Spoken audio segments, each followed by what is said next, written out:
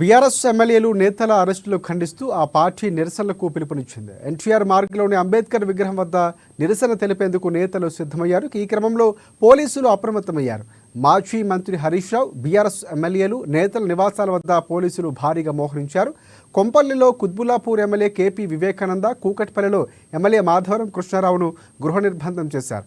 దీంతో ఏం తప్పు చేశామని హౌస్ అరెస్టులు చేస్తున్నారని పోలీసులు వారు మాధవరం ప్రశ్నించారు.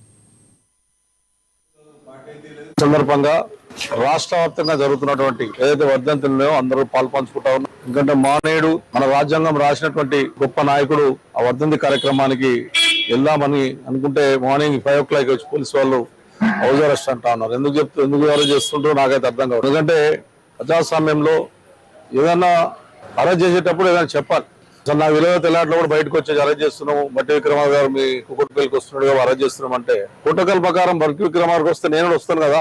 నేను కూడా వచ్చి ఆయన వెంబడి ఉండి ఆ ఉత్సవాలు పాల్గొని మానీని వర్ధంతి సందర్భంగా నేను పాల్గొంటున్నాను. కుక్కట్పల్లికి జయంతికి వచ్చినప్పుడు నన్ను కూడా ఒక శాసనసభ్యునిగా కుక్కట్పల్లి పరంగా నన్ను పిలవాల్సిన అవసరం ఉంది.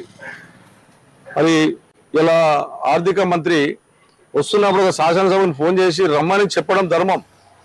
ప్రతిపక్ష నాయకులు పిలవద్దు అని చెప్పి లేదు కదా, పిలవాలి కదా. పిలిస్తే మేము కూడా వస్తాం కదా. మొన్న కూడా మనకున్నటువంటి ఇన్ఛార్జి శ్రీధర్ బాబు వచ్చాడు, చెప్పలేడు. ఇవాళ మరి నా ప్రోగ్రాం బయటకు వస్తే ఇప్పుడు పోలీసులు చెప్పినా శ్రీధర్ బాబు అక్కడ బట్టి విక్రమార్ గారు వస్తున్నారు. బట్టి విక్రమార్కి వస్తే కుక్కట్పల్లి కాన్ఫరెన్స్ కి వెల్కమ్ చెప్తాం, మీ మంత్రులు వచ్చినా వెల్కమ్ చెప్తాం, ముఖ్యమంత్రి వచ్చినా వెల్కమ్ చెప్తాం తప్ప మీకు వచ్చినటువంటి అడ్డంకి ఎప్పుడు వేయం. మా కుక్కట్పల్లి కాన్ఫరెన్స్ లో ఎప్పుడు మా పబ్లిక్ కానీ మా కార్యకర్తలు కానీ మేము ఎప్పుడు తప్పు చేయం.